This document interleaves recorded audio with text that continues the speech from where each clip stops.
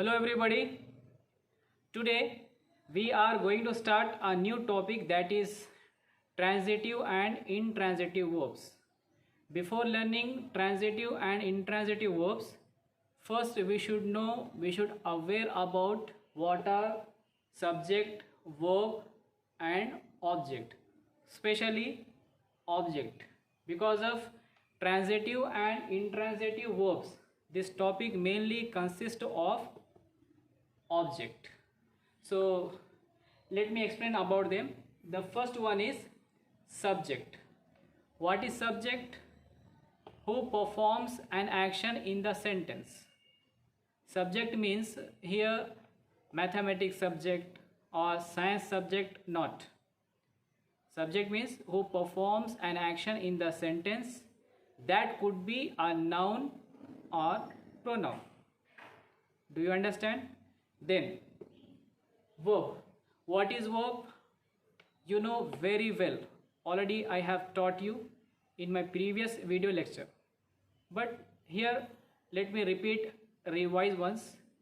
A verb is a word or group of words that express an action, state of being or possession is called verb. Then object.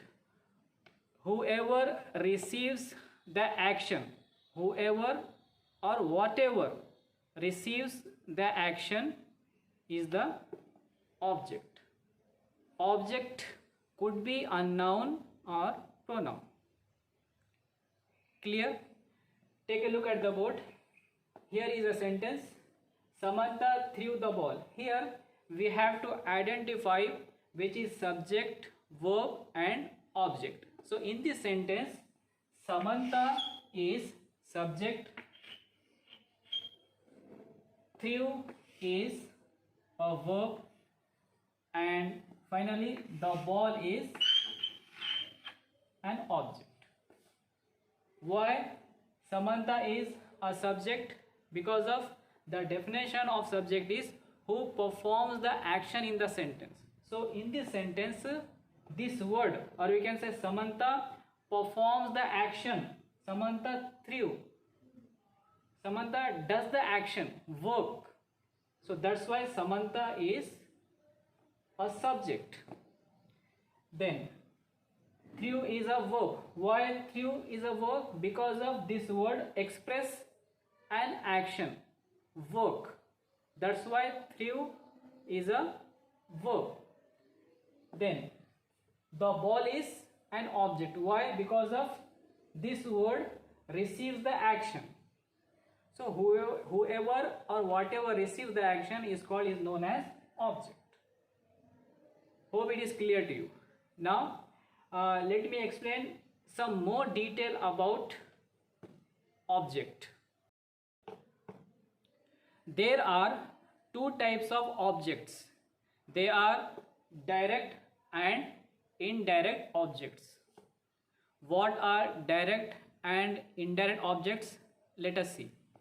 Samantha threw Hima the ball. Here in this sentence, we all know that Samantha is a subject, threw is a verb, and rest of the part, Hima the ball, objects. Here in this sentence, there are two objects are there. One is Hima and another one is the ball. Before it, I wrote one sentence, and that sentence was Samantha threw the ball. In that sentence, there was only one object, and that was the ball. Here, there are two objects. One is Hima and another one is the ball. So out of them, the ball is known as direct object and Hima is known as indirect object. Why? Because of direct object answers the question what. For example, what did Samantha throw? The ball. So the ball is direct object. Then indirect object. Indirect object answers the question to whom. whom Samantha threw? To Hima. So Hima is indirect object. Do you understand? Let us proceed. The tailor showed her a beautiful dress. Here the tailor is a subject, showed is a verb, and rest of the part is objects. Out of them, a beautiful dress. A beautiful dress is a direct object. Why? Because of what did the tailor show? A beautiful dress. And to whom the tailor showed? To her. Her is an indirect object. Let me write few more examples. Have a look at the board. Here there are two more examples. The first one is, she gave me a book.